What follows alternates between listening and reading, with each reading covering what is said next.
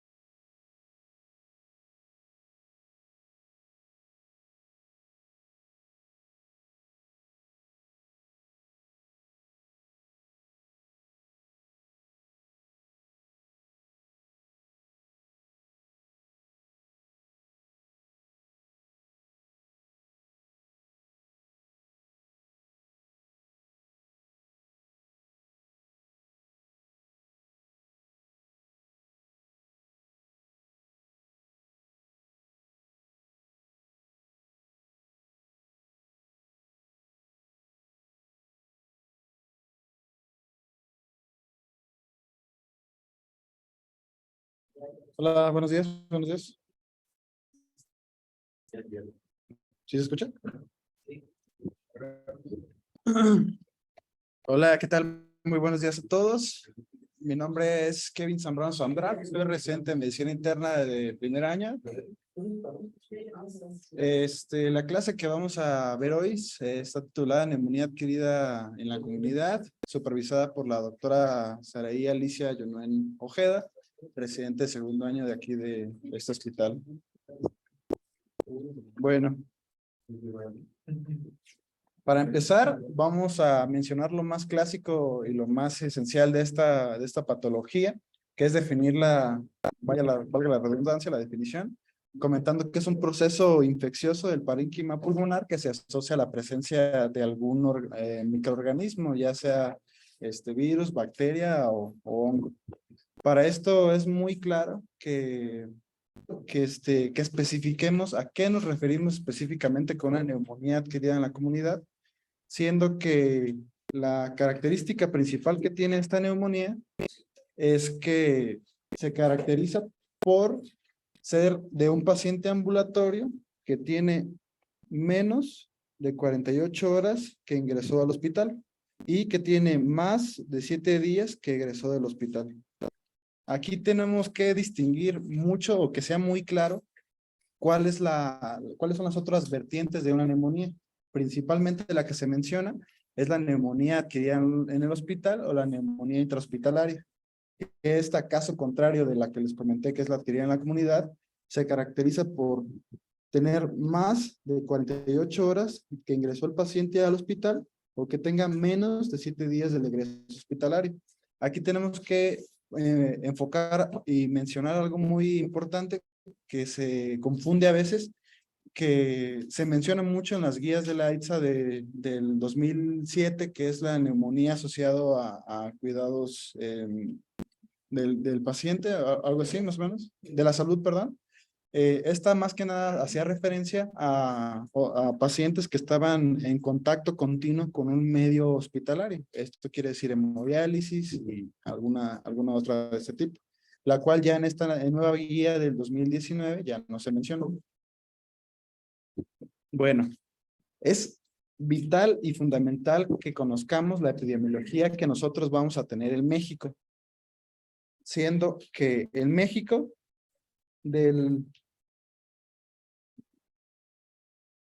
durante el 2010 y 2019 se registró 1.485.290 casos de neumonías y bronconeumonías que se asocian principalmente a pacientes que son mayores de 65 años y menores de 5.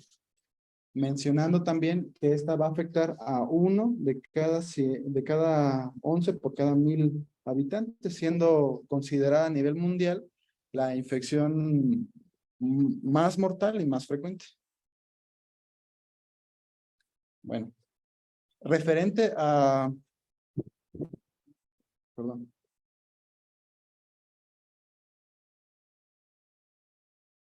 Referente a estadísticas nacionales, tenemos que la influenza y la neumonía se van a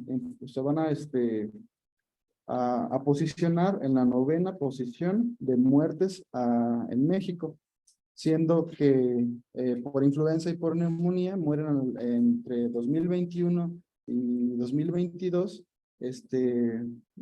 más de 30,000 personas. De estas, hombres siendo 18,000 y mujeres siendo más de 11,000.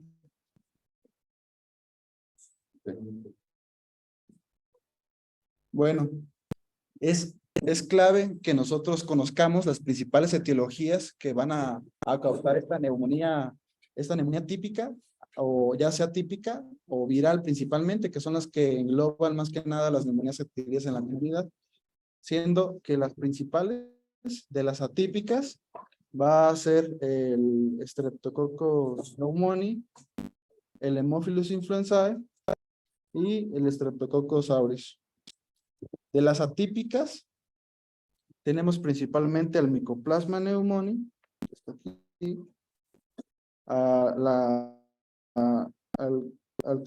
la Chlamydia pneumoniae, bueno, Chlamydophila pneumoniae, y por último a la Legionella, que son de las atípicas más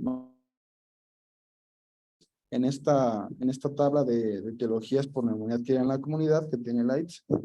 De las virales, tenemos que principalmente es la influenza de tipo A, la B o combinada mediante los estudios que se realizaron, que fue por PCR para típica, por virus y atípica por virus. Rinovirus se posiciona en segunda o tercera posición y por último tenemos a la adenovirus.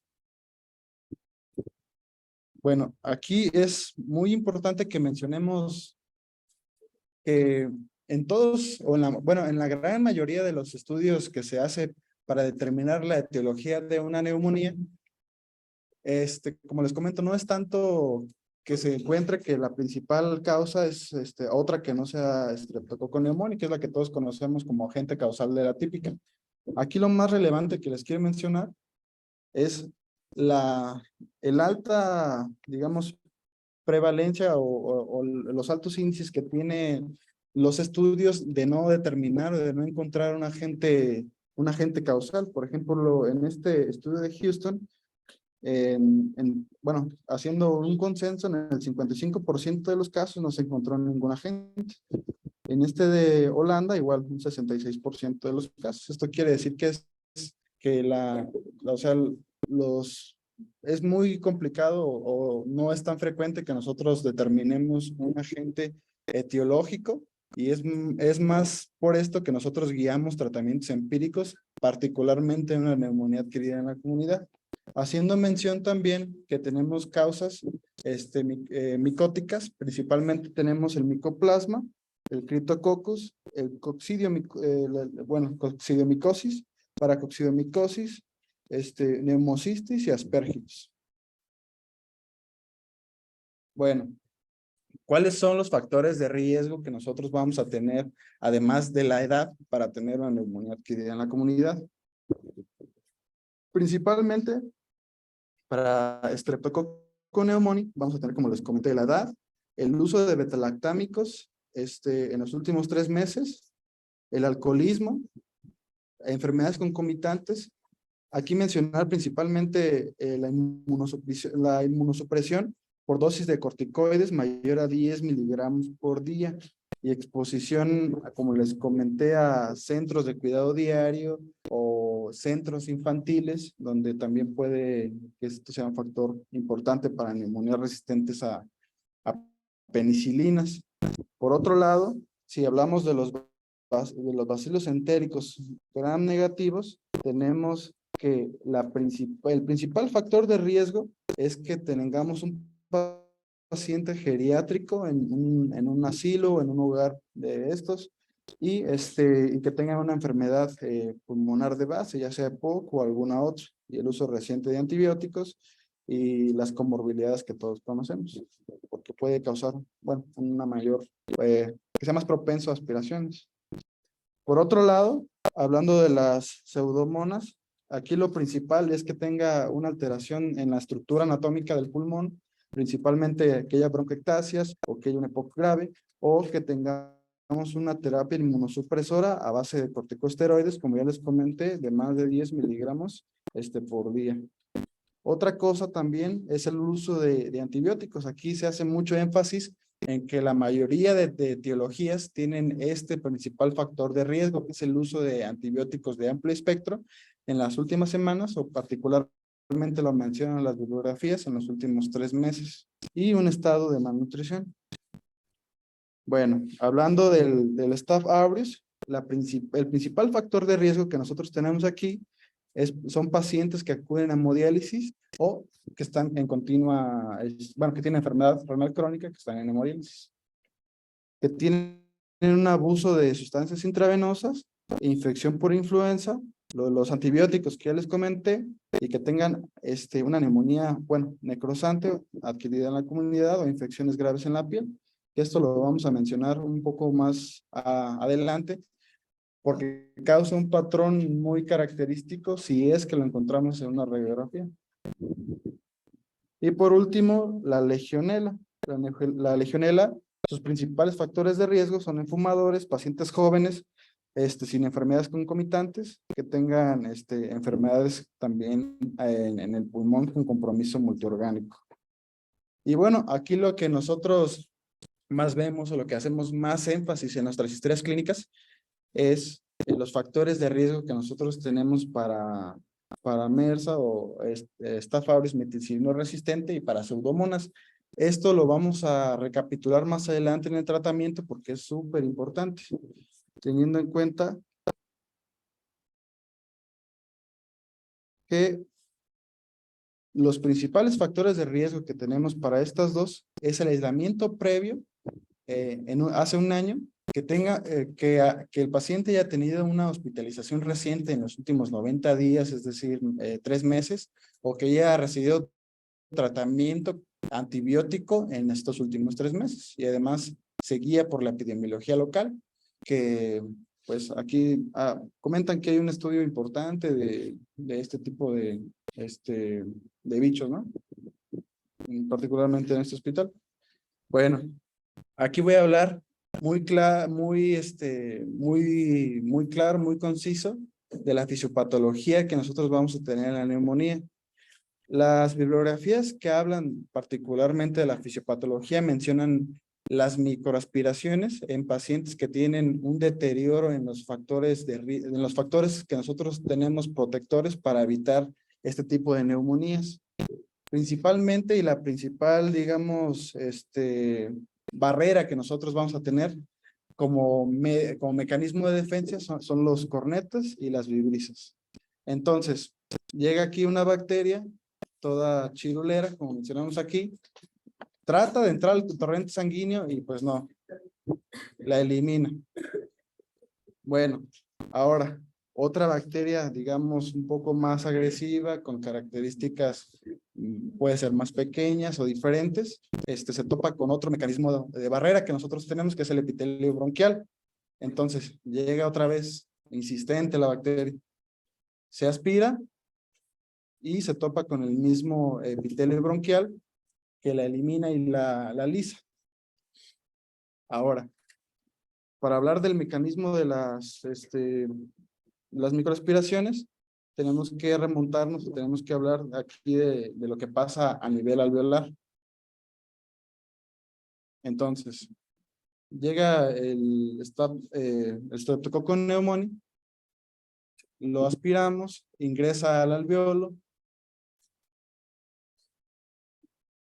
Entonces, todo esto va a propiciar una reacción de inflamación y de fuga alveolo-capilar.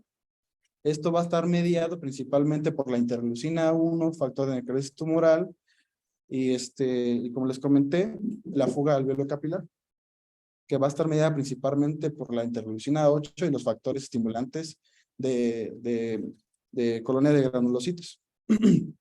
Y bueno, lo que va a pasar a continuación es que va a haber esta fuga alveolo-capilar, van a ir los mecanismos de defensa que nosotros tenemos, principalmente por los macrófagos que están de este lado, que son las llamadas células, o las células de polvo, si mal no recuerdo, son estas de aquí, y pues va a empezar toda esta reacción.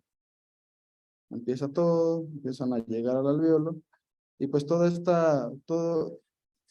esta reacción lo que va a causar es que se vaya a empezar digamos, a armar un proceso eh, que puede ser de primera instancia no purulento, pero puede llegar a ser ya purulento. Bueno, hablando de la histopatología brevemente, tenemos que hay un periodo de congestión y edema, que es el principal, que está mediado principalmente por un exudado de proteínas, las bacterias en el alveolo que les comenté. Después se va a ver la zona o la etapa de hepatización roja, que es cuando llegan aquí ya los eritrocitos, los leucocitos, llegan más bacterias y pues después va a pasar la zona de hepatización gris, que ya es una zona más de resolución, más de lisis, más degradación del eritrocito, de las bacterias, ya no va a haber tantas. Y por último, la resolución, que es cuando ya solo hay macrófagos y se eliminan lo que es neutrófilos, bacterias, fibrina, y pues ya se ve un poco más la inflamación. ¿Por qué menciono todo esto? Todo esto lo menciono porque tenemos que tener en cuenta que una neumonía no se va a resolver, digamos, de manera sintomática cuando se termine el esquema antibiótico. Vamos a encontrar infiltrados en 30 días, inclusive posteriores a que nosotros terminemos el esquema antibiótico. Entonces, podemos tener estos infiltrados en la radiografía, continuar con fatiga, con tos, con fiebre y con hipoxia.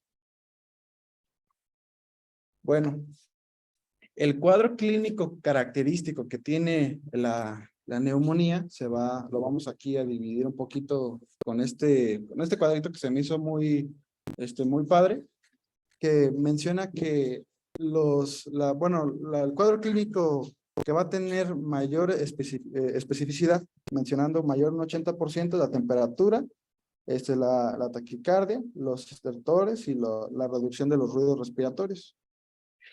También tenemos que que vamos a tener un Lighthood Radio mayor de 2 o un índice de, ¿cómo se llama?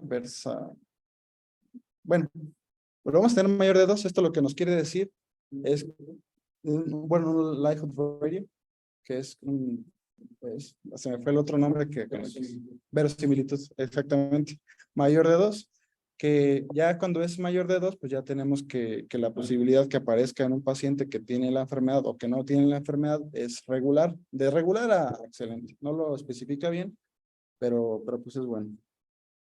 Y por último, un Opt Radio con todos como les comenté, las estertores, aumento de la frecuencia respiratoria, la temperatura, la taquicardia, la reducción del murmullo vesicular, aumento de la PCR, aumento de la procalcitonina, y pues comentando que el cuadro clínico que se asocia más a los agentes típicos es aquel que va a iniciar agudo, que va a iniciar severo y que va a dar la característica clásica de un síndrome de consolidación.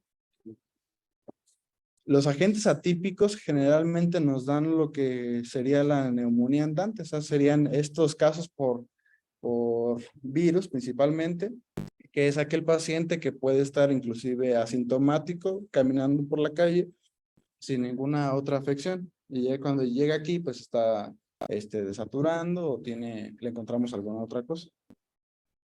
Y como les comento, las virales, principalmente el inicio es insidioso, tienen síntomas respiratorios superiores y pues es más posible que nos causen una SDRA. Bueno, ¿cómo hacemos el diagnóstico de neumonía? El diagnóstico de neumonía principalmente se hace mediante imágenes sugestivas de un proceso neumónico más síntomas y signos sugestivos. Esto nos va a dar una neumonía.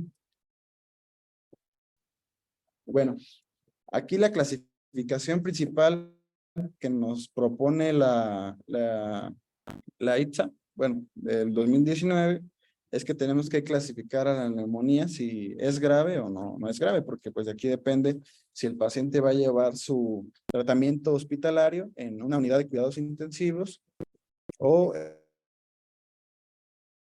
si se le realiza algún otro tipo de estudio, que serían hemocultivos, cultivos y todo eso. Para esto, para clasificar una neumonía por la gravedad, tenemos que cumplir un criterio mayor o tres menores, siendo que los mayores principalmente es el choque séptico, con necesidad de vasopresor y una ventilación mecánica invasiva. Y de los criterios menores, principalmente los que vamos a tener son los que se asemejan al CURB 65. Vamos a tener una frecuencia respiratoria mayor de 30, una PAFI menor de 250, infiltrados multilobares, confusión, desorientación, una uremia, es decir, un boom mayor a 20, leucopenia, trombocitopenia, hipotensión, perdón, hipotermia, hipotensión, que aquí pues un poquito contra lo de la hipotermia. Nada, olviden esa última parte que dije. Bueno, aquí los criterios que menciona la guía para toma de cultivo de esputo y de hemocultivo son los siguientes: que tengamos una neumonía adquirida en la comunidad grave, pacientes que van a recibir tratamiento para Staph aureus metilcino resistente, para pseudomonas, que tengan ya antecedentes de la misma y que tengan antecedentes de hospitalización y terapia antimicrobiana, recalcando que no está indicado en pacientes ambulatorios. Y bueno, las principales características radiográficas que vamos a tener en la neumonía, por mencionarlo, en las típicas vamos a tener lo que serían las imágenes homogéneas, consolidación, broncograma aéreo, hay bordes, digamos, espiculados con algunas fisuras. En parte de la neumonía lobar, de la segmentaria, vamos a tener imágenes parchadas, donde no encontramos de manera principal un broncograma aéreo, se ve un poquito ahí bilateral. Esto está mediado principalmente por el Staph pneumoniae, por el aureus, por las pseudomonas, que son los que comentamos, que son característicos de las típicas. Otras características son las opacidades esféricas, que se pueden asemejar a una masa tumoral, que son más frecuentes en niños. Estas van a ser causadas principalmente por el Haemophilus influenzae y el Streptococcus pneumoniae. Ahora, de las atípicas. Las atípicas lo que nos van a dar principalmente es unas imágenes intersticiales con un patrón reticular, donde no vamos a encontrar de primera mano un broncograma aéreo, que van a ser causadas principalmente por el micoplasma, van a ser virales o por neumocistis pneumoniae en un paciente que tenga factores de riesgo para el mismo. Y por último, lo que les comentaba de la neumonía necrotizante, que se va a dar principalmente por el Staphylococcus aureus, que nos va a dar imágenes cavitarias, y también va a ser causada por la tuberculosis. Bueno, de manera rápida y resumida, aquí puse algunas imágenes que nos van a dar indicios de lo que sería una neumonía típica o una típica, empezando con lo que les comentaba al inicio, que son estas imágenes homogéneas, consolidadas, que nos pueden llegar a dar un broncograma, bien delimitadas principalmente. Y bueno, aquí principalmente lo que les quería comentar es la imagen que vamos a encontrar del broncograma aéreo. Y así se vería en una tomografía con el mismo broncograma. De las típicas, esta imagen es de un infante, es de una neumonía atípica por adenovirus, donde principalmente vamos a encontrar el patrón que les comentaba, un patrón intersticial que puede ser un patrón retículo nodular o un patrón reticular que va a ser de manera difusa. Esa es la característica principal que tienen las neumonías atípicas. Así se va a ver aquí en la tomografía. Y bueno, particularmente nosotros tenemos la posibilidad de hacer una ecoscopía pulmonar, que nos va a dar de primera mano y junto al paciente imágenes sugestivas al momento de que nuestro paciente está cursando con un proceso neumónico activo, donde vamos a ver principalmente rayos. perdón. De lo que vamos a ver principalmente y lo que nos comentan en esta zona que está señalado con el cursor, lo que señaló es el hígado, el espacio que hay entre el pulmón y entre el hígado es el derrame paraneumónico. Del lado de abajo vamos a ver la columna y lo principal que vamos a ver aquí son un patrón en C o una hepatización o algunas bibliografías lo comentan como un patrón de tejido, un patrón así medio extraño que no está bien, que no está bien definido en las imágenes. Luego, por otro lado, tenemos esta imagen está tomada principalmente en el PLAPS, que es guiando la línea frénica con la línea axilar posterior, que es donde vamos a encontrar principalmente estas imágenes en un 90% de los casos. Luego, de este lado tenemos estas imágenes que nos está señalando aquí el doctor, son las características imágenes del broncograma aéreo, teniendo a un lado derecho lo que sería el hígado y el engrosamiento o las imágenes hiperecogénicas que tiene el diafragma, que es la línea que vemos nosotros. Déjenme ver si puedo rayar un poquito, que nosotros tenemos aquí. Entonces, hígado, pulmón, imágenes de broncograma aéreo, que son todas estas que vemos aquí, que nos van a dar un indicio o una fuerte asociación a neumonía. Bueno, como les comenté, entonces, como lo vamos a ver, es que vamos a encontrar que se va digamos, a asociar o lo vamos a ver de una manera similar, las imágenes que tenemos nosotros en el hígado, bueno, en este caso la P del parénquima y la H del hígado, estas imágenes pues muy similares, ¿no? Por eso se le llama hepatización. Y pues de este lado, que lo principal que vamos a encontrar son este patrón de consolidación con los broncogramas. Y aquí lo principal, lo que mencionan las bibliografías para distinguir, porque a veces se ve de manera similar con una telectasia, es ver la pulsatilidad de la misma. Si no hay, digamos, esta pulsatilidad, es que estamos, digamos, ahora sí que frente a un síndrome de consolidación. Y bueno, también podemos ver imágenes que están muy pegadas a la pleura, que son estas que tenemos aquí, que se les denomina el signo del desgarro, que es todo esto que tenemos nosotros aquí, de este lado. Esta es la pleura y estas son las imágenes en desgarro.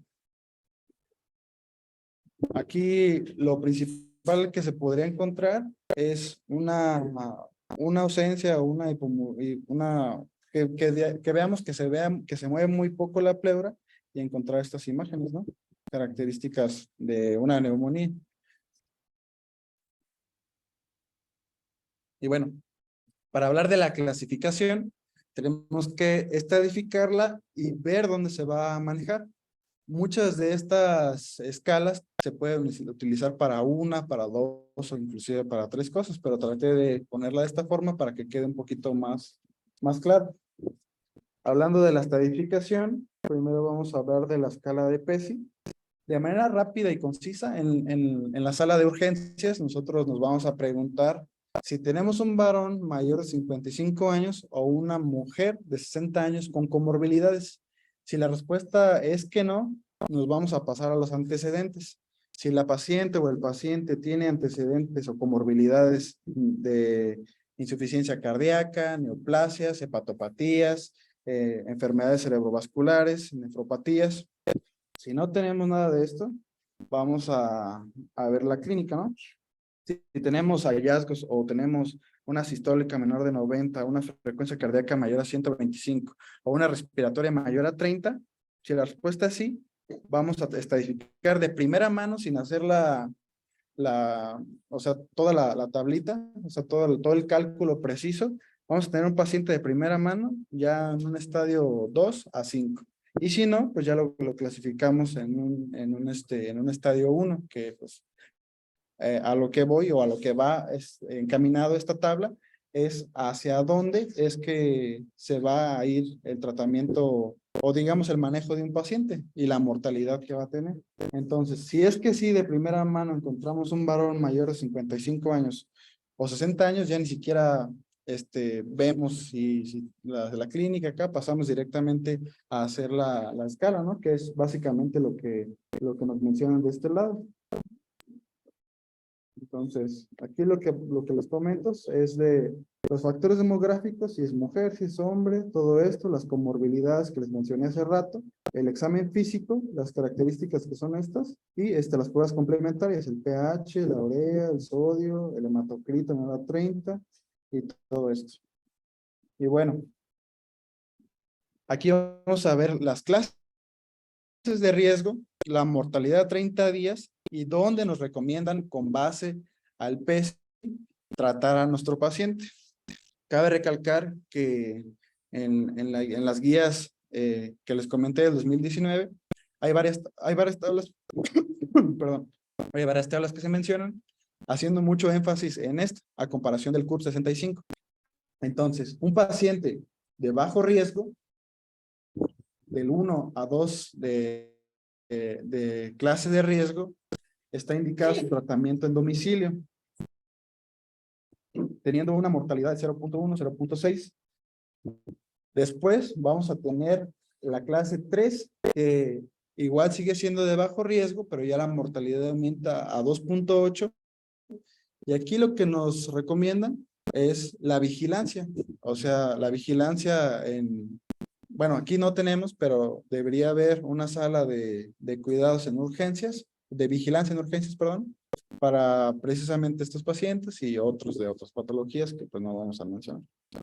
Bueno, teniendo una clase 4 y una clase 5, siendo estas de alto riesgo con una mortalidad ya inclusive del 29.2%, aquí ya es, si tenemos un clase 4, entra directamente a hospitalización. Bueno, ya entra al hospital. Aquí lo que nos recomiendan estas tablas es que entre directamente a la unidad de cuidados intensivos. Es lo que se enfocan las guías de clasificación, aquellos que tengan que hospitalizar y que requieren de cuidados intensivos. Exactamente, exacto.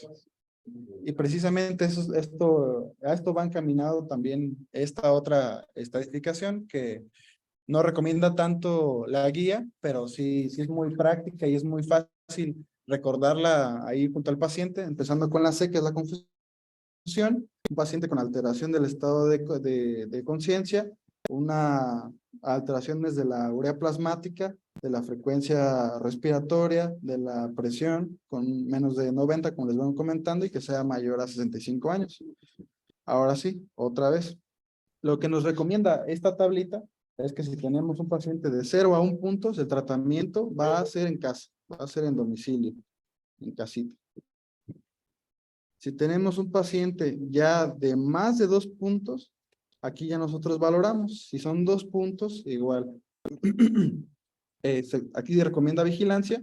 Tenemos 3 puntos con una mortalidad del 14.5. Aquí ya recomienda el tratamiento intrahospitalario. Y si tiene 4 a 5 puntos, la mortalidad se eleva según esta tablita a más del 40%. Aquí ya de primera mano ni siquiera menciona piso, ya sería en unidad de cuidados intensivos. Ahora, a lo que va esta tablita, el SmartCop, es si se maneja en piso, el riesgo que tiene el paciente de complicarse, que principalmente menciona la presión sistólica menor de 90, la afección multilobar que nos va a dar 1 punto, la albúmina menor de 3.5 gramos y la frecuencia respiratoria. Aquí me gustó que no lo hizo como un parámetro, sino que más bien se ajusta a la edad, teniendo que en menores de 50 años vamos a tener 1 punto si tenemos más de 25 y en mayores de 50 años mayor de 30 y taquicardia. Además del COP, que es confusión, alteraciones de la oxigenación y del pH, siendo que hay una PO2 menor de 70 en menores de 50 años menores de 60 milímetros de mercurio, mayores de 50 años, una saturación menor de 93% o igual en menores de 50 y en mayores menor de 90, con una PAFI de menos 33 y de menos 250. Ahora sí, lo que nos quiere decir o a lo que vamos a concluir con esta tablita es que si tenemos de 0 a 2 puntos, nuestro riesgo de soporte vasopresor y de soporte con medidas de mecánica, bueno, soporte ventilatorio invasivo va a ser bajo. Si tenemos de 3 a 4 puntos, vamos a tener un riesgo moderado de necesidad de soporte vasopresor o soporte respiratorio. Si tenemos de 5 a 6 puntos, vamos a tener ya un alto riesgo de lo que les comenté, de soporte vasopresor y respiratorio. Y si tenemos ya más de 7 puntos, vamos a tener muy alto riesgo de necesidad de estos dos. Ahora, hay otra que se llama SCAP o PS curso 80, que principalmente vamos a ver aquí lo que sería el pH. Aquí ya las cosas pues son un poquito más sencillas. Si de plano tenemos un paciente con un pH menor de 7.3, pues ya vamos a tener 13 puntos. O una alteración de la presión arterial sistólica menor de 90, aquí ya nos va a dar 11 puntos. O los criterios menores, que es la confusión, el BUN, la frecuencia respiratoria, las afecciones multilobales, las alteraciones de la saturación y la edad. Y muy similar a la anterior, hablando de los de bajo, intermedio y de riesgo alto, siendo 0 a 1 es de bajo riesgo, de 2 riesgo intermedio y 3 a 4 un alto riesgo de más de 20 puntos. Aquí principalmente lo que nos va a hablar es predecir la mala evolución que va a tener un paciente y la necesidad que va a tener de mecánica ventilatoria o fallo al tratamiento y la necesidad de cuidados intensivos, que aquí en esta tablita se lo resumí. En el SmartCop va a tener una sensibilidad del 79% y una especificidad del 78%, siento que ya merita unidad de cuidados intensivos con 5 puntos. Y aquí lo que les comenté es más que nada recapitulando otra vez la tablita que viene en la guía, que es una neumonía grave, son criterios mayores, 1 o 3 menores, ¿no? Y bueno, particularmente la ITSA tiene una propia recomendación, que es esto, ¿no? O sea, ya una neumonía grave ya debería estar en unidad de cuidados intensivos. En realidad son bajas. ¿Bueno? En realidad son bajas por especificidades. Sí. Pero pues como escrutinio puedes hacer 30 escalas, pero si el paciente cumple criterios para ventilación mecánica, cumple criterios para ingreso para saber que las escalas son bajas. Sí, súper de acuerdo. Sí, también depende mucho de la evolución que vaya teniendo nuestro paciente en la hospitalización o cómo lo valoremos nosotros de primera instancia. Entonces sí es un poquito, vaya, sugestivo. Y bueno, ahora sí lo más relevante, recapitulando todo esto.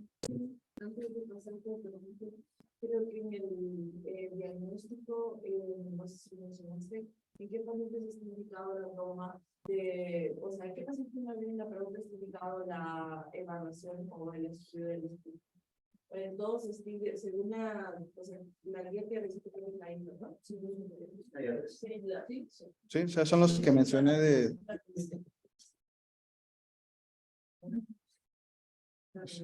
O sea, mira, si quieres te los pongo, por si no los viste, aquí están. Esos son las indicaciones para toma de cultivo.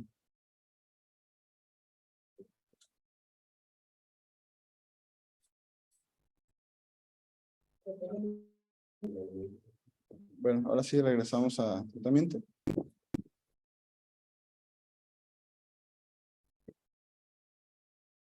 Disculpen las animaciones.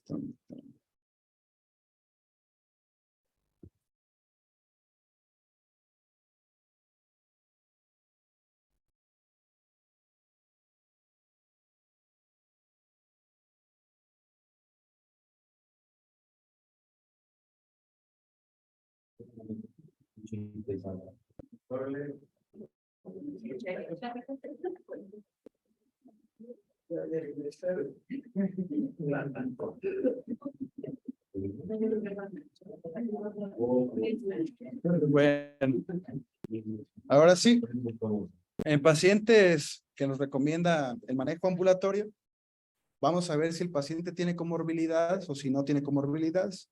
Si el paciente está sin comorbilidades, no hay problema en utilizar amoxicilina, doxicilina o algún macrólido. Si el paciente tiene comorbilidades, aquí ya va a estar indicada la amoxicilina clav o la cefuroxima o es cefopodixima o cefuroxima más un macrólido. Ahí la les. Es, no, es doxi. Es doxi. Sí. Doxi. Doxicilina. Sí. Ahorita me comentan. Es que no me dejan terminar. O una fluoroquinolona. Bueno, como parte del tratamiento intrahospitalario, hay que ver si el paciente tiene neumonía con o sin factores de riesgo para Staph aureus, meticilina resistente o pseudomonas. Si es así, lo que menciona la guía principalmente es la ampicilina, sulbactam, que aquí la verdad no lo tenemos, por eso utilizamos la cetraxona, que es un betalactámico también, bueno, derivado, y claritromicina, o si no tenemos, una quinolona. Ahora, pacientes intrahospitalarios con factores de riesgo de Staph aureus, metilcinino resistente o pseudomonas, bueno, los factores de riesgo, recapitulando y lo poniendo aquí en un apartado, va a ser, si tenemos riesgo de pseudomonas, podemos utilizar piperacilina tazobactam o cefepime. O si tenemos riesgo para Staph aureus metilcinino resistente, podemos utilizar vancomicina o linezolid. Comentando que lo que mencionan las guías respecto a la duración es que vaya de 5 días si tenemos una neumonía sin factores de riesgo, o 7 días mencionando si tenemos factores de riesgo para pseudomonas y el Staph. Siendo que lo que nos va a guiar principalmente en la duración del tratamiento es la evolución clínica. Si nosotros detectamos un patógeno en los cultivos o en los hemocultivos o así. Y pues el nivel de procalcitonina, que más adelante lo voy a especificar. Bueno, me gustó mucho este algoritmo de este review del JAMA, que nos propone a nosotros un tratamiento guiado por digamos, por el riesgo que tiene el paciente. Haciendo hincapié en el PESI. Si nosotros tenemos un PESI menor a 70, lo que sería un tratamiento ambulatorio o un bajo riesgo, nos menciona que principalmente vamos a ver si hay comorbilidades o no. Si tenemos comorbilidades, bueno, si no tenemos comorbilidades, podemos utilizar la moxi, la doxiciclina, acitromicina o claritromicina, siempre y cuando la incidencia local de estos patógenos sea menor al 25%. O si tenemos comorbilidades, pues ya vamos a iniciar principalmente como recomendación amoxiclav o cefalosporina con macrólido o doxiciclina o monoterapia con una fluoroquinolona, siendo también en riesgo moderado. Es como una recomendación o como una propuesta también al tratamiento. Por otro lado, si tenemos un riesgo alto, tenemos que ver si es severa o no es severa. Si es severa, vamos a tratar principalmente con un betalactámico, con un macrólido o un betalactámico con una fluoroquinolona. O si no es severa, un betalactámico con un macrólido o monoterapia con fluoroquinolona o betalactámico con doxiciclina. Bueno, ya para terminar, quise hacer mención de algunos artículos, algunos reviews que son relevantes, además de las guías que tenemos de neumonía, que es principalmente que nos indica cuándo nos recomienda iniciar el tratamiento antibiótico. Bueno, nos recomienda que si va de menor a 0.1, lo recomienda evitar. Si es mayor a 0.25, lo recomienda. Y si es mayor a 0.25, está muy recomendado. según aquí el ProHost. ¿Mande? Lo que nos comenta es cuándo o sí, cuándo iniciar un tratamiento antibiótico. Y según los niveles. ¿Cómo lo hicieron?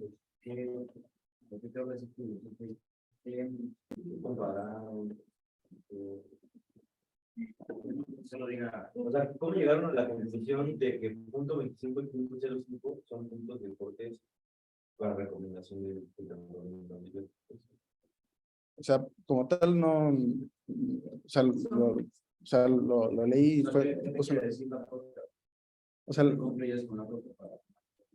o sea, lo que yo concluyo con la procalcitonina es que hay varios estudios, unos que tratan de recomendarlo como de duración del tratamiento antibiótico, con inicio del tratamiento antibiótico. Entonces, solo quise poner las recomendaciones. Probabilidad. Sí, sí, no. Y tampoco es como un factor, digamos, muy viable entre un patógeno bacterial o un patógeno viral. Y bueno. Sí, que no se recomienda la ruta para inicio de antibióticos, sino solo para seguimiento o para analizar, también usar como una evolución. Es que solamente lo que me... Solamente... Sí. Terapia antibiótica. Finalmente una probabilidad de puede ser que mi paciente esté cursando con un proceso neumónico, me queda duda la imagen, me queda duda lo clínico, es mandatorio totalmente eso, o que tengas un estudio concluyente o no sé. Entonces, ya estás viendo la evolución de tu paciente y lo que te habla la población. Punto 6 arriba, y ya te dice que puede ser si sea algo de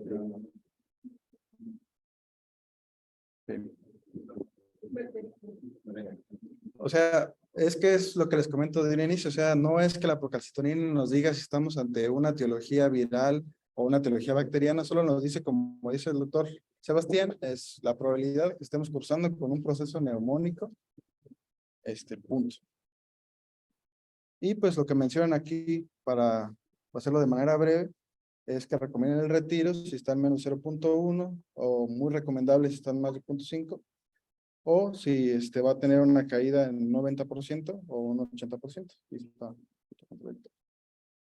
Y bueno, otro de la procalcitonina como marcador en una neumonía adquirida en la comunidad.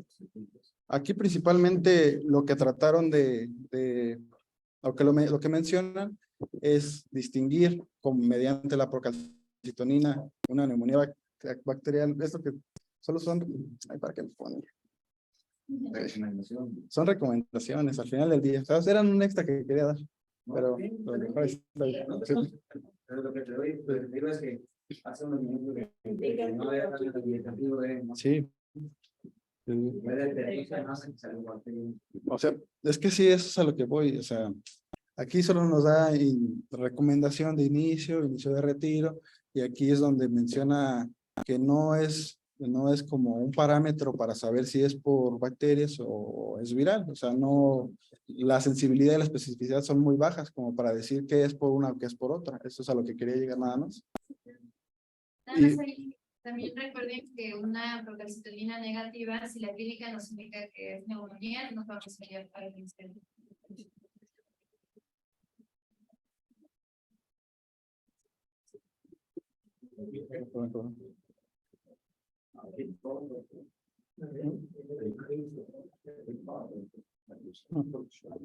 Y bueno, o sea, otro artículo que me pareció muy relevante agregar es el uso de la hidrocortisona en un paciente con neumonía grave.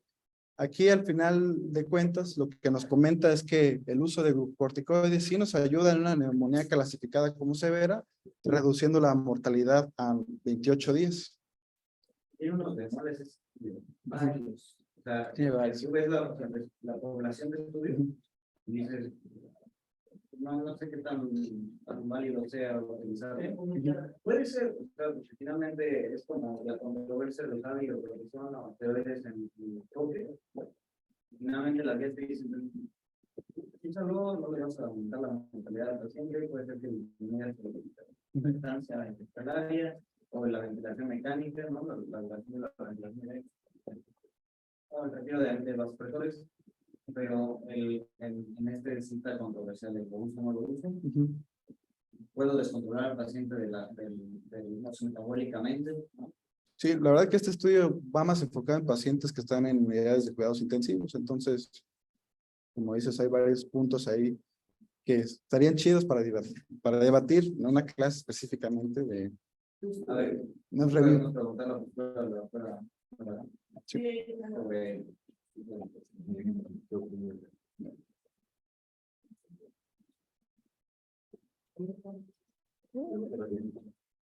Hola, doctora.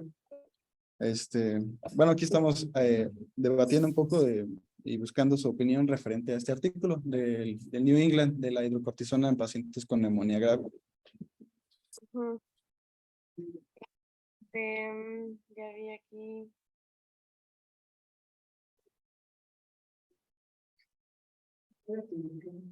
Específicamente sobre esto, sobre el uso de hidrocortisona. No tengo claro todos los datos del artículo. Sí sería interesante. La realidad es que no es como que hay o sea, no es como que, por ejemplo, ¿cómo decirlo? O sea, que esté indicado utilizarlo en todos los pacientes, o sea, que por este artículo yo les diga, ah, ok, ya está indicado utilizarlo en todos los pacientes, ustedes creo que lo han visto en la terapia, no es como que a cada paciente con una neumonía grave que llega, de entrada les dejen esteroide. No tengo ahorita bien todos los datos, creo que sí se tendría que revisar, porque recordemos que muchas veces los artículos, pues en sus conclusiones, dan un comentario favorecedor, o sea, es decir, nosotros encontramos que sí, pero sí se tendría que analizar bien. Ahorita yo no tengo los datos, pero de entrada, o sea, que yo lo sugiriera a todos los pacientes en una unidad de cuidados intensivos, no. No, pero si quieren lo reviso, les digo Sí, la el verdad que lunes. son artículos muy buenos que yo creo que ameritan un análisis específicamente de ese artículo. Entonces, sería bien revisarlo como a detalle. No pierdes nada. Sí, desde considerar al paciente, es un paciente que que sobre todo el estudio te dice que es inicial, o sea, cuando tú acabas de hacer, inicias el tratamiento, la terapéutica del paciente con neumonía grave, que requiere hospitalización, sobre todo en terapia intensiva, lo inicias, se puede disminuir más la duración de estancia. La mortalidad es muy controversial, porque 28 días la mortalidad, sobre todo, es el parámetro o el outcome más controversial del estudio. Yo pienso para resaltar inicia es tu paciente que ese estudio yo lo leí para ponérselo a mi set. Digo, es un paciente de contexto diferente. Sí. Pero cuando pensamos que era puramente bacteriana, pues la neutropenia, toda esa celular que tenía, lo leí y dije, bueno, puede ser que mejore el paciente, no tiene otras comorbilidades que se puedan descontrolar o descontrolar por el uso de la hidrocortisona, vamos a intentar. Sí, la verdad que sí está. Podríamos verlo en la operación, cómo le va utilizando la hidrocortisona. Y vaya que tenemos muchos pacientes con neumonía grave en nuestro piso. Entonces sí estaría muy interesante. Es que de hecho también hay un consenso que creo que es de los europeos también hacen como, siempre la recomendación es como con evidencia débil, pero un consenso europeo recomienda que el metilprednisolona también se puede utilizar, pero la metilprednisolona la ponen, ese concepto europeo la ponen como lo mismo que el mínimo, que para que se debe considerar siempre una neumonía muy grave, paciente que tiene alto riesgo de progresar a ventilación mecánica, y que todo se debe valorar que están pacientes con diabetes, que están beneficioso de meterlos, comprometerlos con un estado metabólico, y no, entonces los europeos aparentemente se van más por el uso de la hipertensión. Precisamente, pero versus el grupo porque se publica los esteroides no es lo mismo. No, uno te puede controlar más de una cosa y pasar una hora porque es yo creo que por eso se van a sobre Porque pues va a depender de la hora.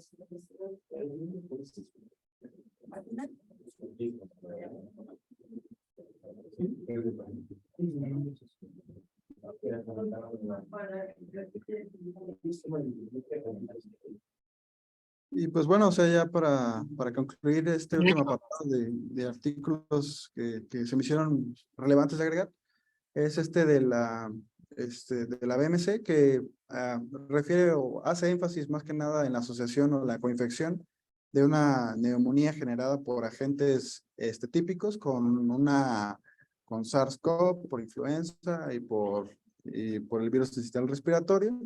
No, como les comenté, se comparan unos con otros, viendo cuál coinfección era, digamos, un poquito más mortal, pues siendo que no se observaron diferencias significativas con respecto a la estancia intrahospitalaria y a la admisión en los cuidados intensivos, así como la mortalidad a 30 días en pacientes positivos para COVID versus con o sin una coinfección bacteriana diagnosticada. Y pues es todo. Sí.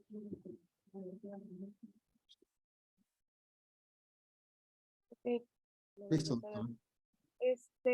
Pues sí, bueno, ya tú mencionaste lo de, me voy a acercar, no creo que no se escucha.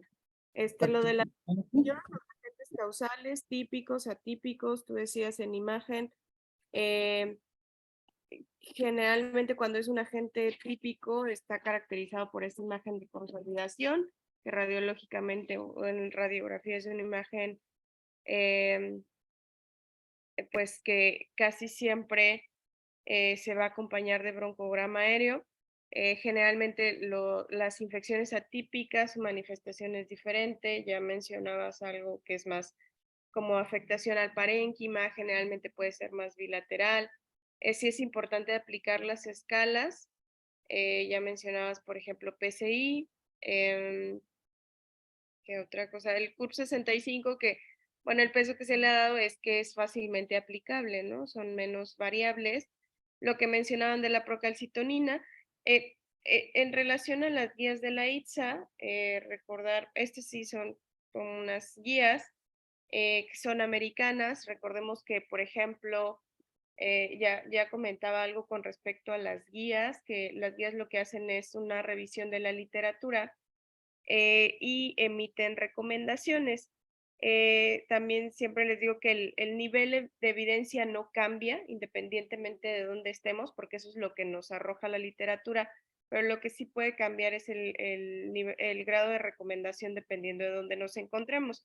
Es decir, recordemos que estas guías son americanas y la recomendación pues no necesariamente se aplica a nuestro medio, ¿no? Ahí sí tendríamos que evaluar. Procalcitonina, pues sí, es una herramienta que te apoya para el diagnóstico. Sí se usa más para el seguimiento o para evaluar, desescalar tratamiento. De hecho, algo en lo que ITSA te hace mucho énfasis es que si tú tienes datos clínicos, radiológicos, o sea, tienes una alta sospecha de neumonía, pues inicies el tratamiento de manera empírica y posteriormente este tipo de marcadores te va a ayudar para ver si desescalas o si retiras el tratamiento. En cuanto al tratamiento, yo creo que ustedes mencionaban indicaciones para tomar, por ejemplo, cultivos. Creo que si un paciente está hospitalizado, sí tendríamos que hacer como ese trabajo de intentar aislar el agente, porque justo lo que tendríamos que conocer en cada medio es qué tipo de bacterias son las que están más en el medio en el que estamos nosotros, ¿no? Idealmente sí, mi sugerencia sí sería, si es posible aislar el agente causal, pues estaría bien. Y ahora, lo que comentaban de la hidrocortisona, reviso bien este último artículo que tú mencionas. Me parece interesante que siempre se busquen como otras medidas, ¿no? Para mejorar la mortalidad en este tipo de pacientes. Ahora, yo haría énfasis en que pues hay medidas que sí están bien comprobadas, por ejemplo, el uso del antibiótico, o sea, que el antibiótico esté bien dirigido y pues evidentemente en un paciente en estado crítico, todas las medidas de soporte como la ventilación mecánica y todo lo demás, ¿no? Pero reviso bien y ya les diría, de entrada, o sea, que yo pueda comentarles, ya todos los pacientes con neumonía grave, que se les deje esteroides, ¿no? Pero lo reviso bien y les comento el lunes. No sé si tengan algún otro comentario, se escuché que comentaron algunas cosas. Sí, doctora, hay una pregunta. Hola, doctora, buenos días. Disculpe, las guías de la ITSA y de la Asociación Americana Torácica recomiendan utilizar en pacientes con neumonía grave el antígeno urinario para legionela, pero ¿qué tan útil es para nosotros? No a todos los pacientes, solamente si sospecháramos. La verdad es que yo insisto, yo creo que sí tendríamos que hacer más trabajo en tratar de aislar el agente causal. Pero recordemos que legionela, bueno, sí se describe dentro de los atípicos, pero las neumonías que más comúnmente vemos son por gérmenes típicos, ¿no? Por ejemplo, ya mencionaban ahí hemófilos, que yo diga estreptococoneumonía, bueno, hemófilos influenza es otro de ellos. Em, si la sospecha, por ejemplo, no sé, si sospechamos de manera dirigida en una infección por legionela o, por ejemplo, el paciente no tiene respuesta al tratamiento que que nosotros dejamos de manera inicial, ahí es donde lo recomendaría. O sea, de manera rutinaria a todos los pacientes, creo que no pudiera ser la mejor recomendación. Muchas gracias, doctora.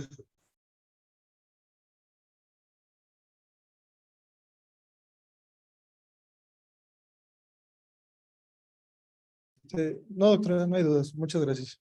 Bueno, pues entonces nos vemos el lunes. Pues gracias. Muchas gracias a usted, doctora. Hasta luego.